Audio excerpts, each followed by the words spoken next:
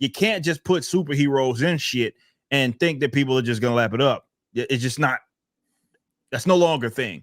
It has to be something it is that they want. You have to have a target audience, and you have to give people something solid. Otherwise, they'll reject it, and that's what we're seeing right now. So I think it's going to be very difficult for them to try to return the form. But again, they need the humility to do that. And do I see Kevin Feige actually coming to terms with, especially when you consider Disney's other issues, like? Do I see Kevin Feige coming to terms of like, we have a fucking content problem? We went in on all this other shit. And nobody's interested. I think it's standard corporate procedure. Like, you're never going to admit that you fucked up. Like, it's always going to be, we're going to pivot, or it'll be some excuse like, oh, we just tried to produce too much too quickly, or something like that. Yeah. Like, it's too much of a good thing. Of course we need to slow down. Something like that. Like, but behind the scenes, the conversations I imagine are happening. Okay. They're probably aware that there's a problem. I mean, you can't ignore it at this point. If your movie that cost you $300 million roundabout is going to be lucky to break 200 million, 250 million at the global box office, and it's going to lose you hundreds of millions of dollars, that is a massive problem, and you can't ignore that anymore. So you have to do some kind of debriefing about why this is happening. They'll never admit it publicly, but it should be, if it's any company that's worth its salt, they will understand where exactly they're going wrong, and they'll start to pivot. And it will happen subtly. They won't say that they're doing it, but they will start to do it. As for the blame game, yeah, man, I think probably Iman Vellani had the best reaction to this when she was asked. She's the one who plays Ms. Marvel. Yeah. They said to her, like, well, what do you think about the failure of this movie at the box office? And she just said, it's not my problem. That's Kevin Feige's problem. I'm just there as an actor. I'm there to do my job, and that's it. The rest is up to Disney and Kevin, whatever. And I thought, perfect. You don't blame it on anyone. You don't blame it on racism or sexism for sure. or any of that stuff. You just say, that's my job to be an actor. Awesome. But yeah, like, when you do still get these actors who fall back on the whole, like, my message card, and they blame it on all the ists and phobes out there, it's like, I can only liken it to like a friend of yours who had one chat up line that he uses on women, right? And it worked for him one time, and he just keeps fucking using it like every time he meets someone, and it never works again. Yeah. And you're just watching him failing time after time, and you want to say, dude, just mix it up a little bit, try something else, because this isn't working for you. And it just keeps doing it. I'm gonna keep plugging it away, man. Yeah. Nah, they I mean, they just cannot ignore this. It's just because, and what has to be scary for them is they don't have, because they're fucking stupid. My claim has been, look, if you were going into Endgame knowing you were doing it that way, and definitely once you got those Fox properties, I don't care what you got down the pipeline, you got one or two options or both, but you need to be trying to implement mutants into your universe and or the Fantastic Four, and that's going to be your next big situation, period. I don't care what you had down the pipeline. Once the Fox deal went through, that's what you do. You fast track that. You can give your Avengers a break. You can recast them, hell, if you want. But that should have been, that was the obvious thing. So I would have slowed all the MCU releases right down. I know it means taking a financial hit in the short term, but I would have slowed it right down so we can get some good X-Men and Fantastic Four stuff planned, integrate them all together into like the next Avengers movie, and move forward from there. You could have potentially done something really cool with that. Yep. And now, hell, we don't even know what the hell's going on with the Fantastic Four, but that's what I think makes this especially intriguing, and why I don't know if they can turn it around, because they don't have anything that they can point to. I mean, unless you maybe want to consider, people are maybe stoked on like Deadpool or something like that. I mean, me aside, not, but I don't know. They don't have anything that they can look to that's coming in the future where they can say, all right, this can be our turning point to like really turn this shit around. They got fucking what? So let's think about this in the next few years, actually. You got Echo, right? I think that's the next property, right? If I'm not mistaken, that's coming out. Echo. I don't see them making any money off of that shit. I don't think that's just gonna, have people really, really enticed to, I don't know, pay for Disney Plus or what. don't see it happen. I could tell you some insights behind the scenes on that one. Okay, like please, yeah, no, let's start. I've talked to people who've one. worked. I've talked to people who've worked on Echo, and they said it's an absolute shambles. The actress wasn't really working out in the role. They knew she wasn't really carrying a show by herself. The atmosphere on set was kind of miserable. She gained like 20 pounds between doing Hawkeye and then doing Echo, and so the costume looked like shit on her, and she was very aware of that, and she was like really self-conscious and kind of unhappy.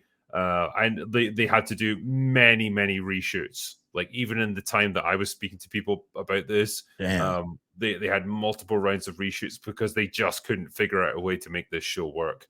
So they know it's going to suck. That's why they're dumping it all onto Disney Plus as one instead of episodic.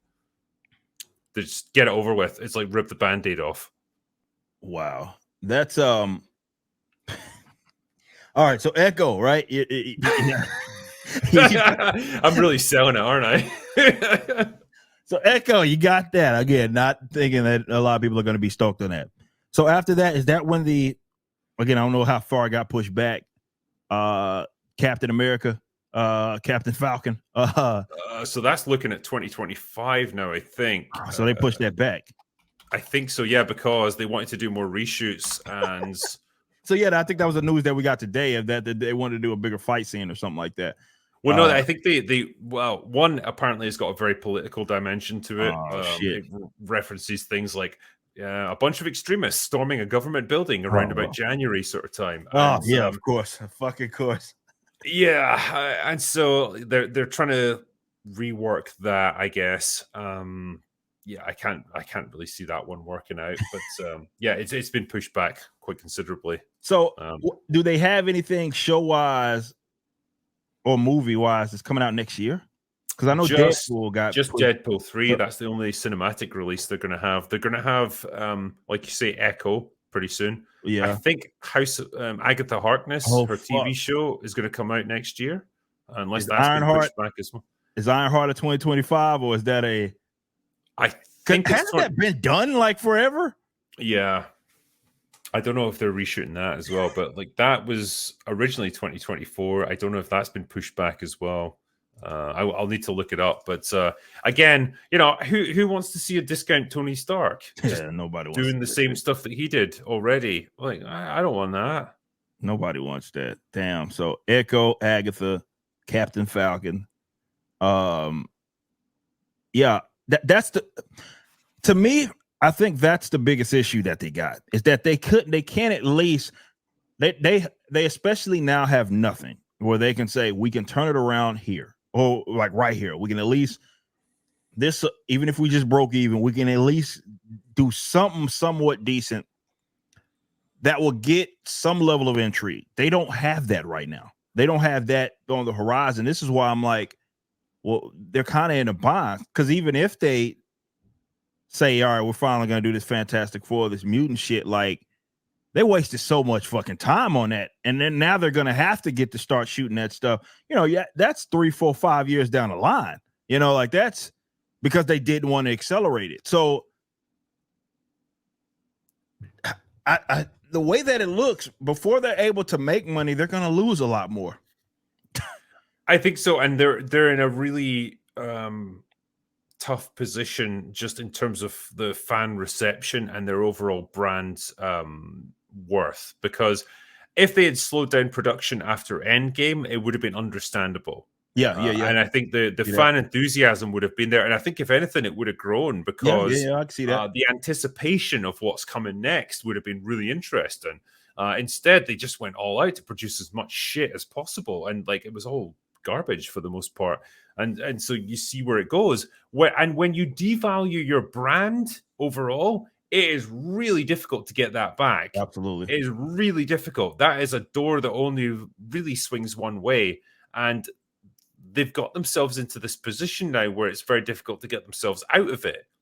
The Fantastic Four might be a way of doing it, but it's going to rely on some fucking spectacular movie that I just don't think they've got in them anymore. No, I don't think they can do it because they've been doing this stuff for what will it be, like 15 years now? 15 years since the first Iron Man movie. They're probably just burned out creatively. They've run out of ideas. They've run out of new concepts, and they need some time off. They need to take a break from this. I would shelve probably all production for like a year or two and really take the time to come up with some great overarching story going forwards, because what they've been trying to launch right now, the multiverse, people have not taken to that at all. Yeah, Kang the Conqueror, setting aside Jonathan Majors and his legal problems, like, he's just not a great character because he's diluted. He's diluted with a million different versions of him. That's not intimidating. Yeah, and it's not worked. What they've been doing is meandering since Endgame, and they don't have a clear way forward. And that is the thing that kills the momentum more than anything else.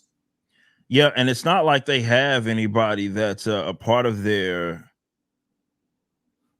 team, right? That I don't know, man. For me, and this is maybe on the outside looking in, I'll be the first to admit that I don't think they got a bunch of guys that know what the fuck they're doing in these positions, right? As far as from just writing and understanding comic book characters and superhero characters and heroines and all that, I just don't think they got the capacity to do it. Like, to your point, it's like, even if they do it, adapt the Fantastic Four, do we even trust that they would fucking do it justice? Hell, the last one they did was Dead on Arrival. Anyway. And I put out a challenge, which I still don't think that they're going to do it. My challenge was, look, it's the Fantastic Four. It's Marvel's first family. They're all white, if you want to consider the thing Jewish, whatever. But they're all pale skinned. I don't think they got it in them to do that. A straight white functional family, I do not think they got. I don't think they got it in them to do it. I'll tell you what, that will mark that they maybe woke up and changed some shit if they pulled that off. But I don't think they got that in. It's either going to be one or two things. Somebody's going to be different, let's say that, because they did it last time, or it's going to be dysfunction, right? So you're not going to have Mr. Fantastic as a leader, and that, no. It's going to be some level of dysfunction, but they're not going to do the obvious. I just don't think they got that in them. I don't think that the people that they have working for the companies would even allow them to entertain that shit. I can see them race and gender swapping at least one character, because as it stands, you've got 3 men and 1 woman. That's not going to work for Marvel because you've got to have balance. And like you say, they're all white, essentially, at least when they start off. So I think they would probably change that as well. I mean, Pedro Pascal is allegedly going to be cast as Mr. Fantastic. So, I mean, you've already got that. Like, he's effectively white, but like he's a Latino actor. So, like, you've got a bit of diversity already there. And I would just expect them to carry on that. And like you say, I just don't trust them at this point to do a good job with adapting something like the Fantastic Four. And it's a shame because, man, you've got some great characters to work with there. And great villains as well. Like, everyone wants to see Dr. Doom. Dr. Doom, absolutely. There's so many segues that could. They could have did it. Yeah, I've bitched and moaned about. I think they had a lot of opportunity with even kind of segueing into that with utilizing Thanos as they had been, and they just dropped the ball on a lot of that, and now they're left with nothing. I think they just again, like we said before, they just got too cocky, way too confident in their abilities, and they anticipated that they were just going to continue to just, no matter what it is that we did. We could shit out a shitty movie, and the people are gonna just gravitate towards it. They can't do it. they can't do it, and they're fucking in trouble. Alpha Core #1's pre-order is live. Written by the legendary Chuck Dixon and penciled by Joe Bennett. Visit Rippaverse.com to grab a copy and any of the merchandise items. Be sure to also check out the animated trailer for the campaign, which is the latest project from Rippaverse Studios. Y'all be easy.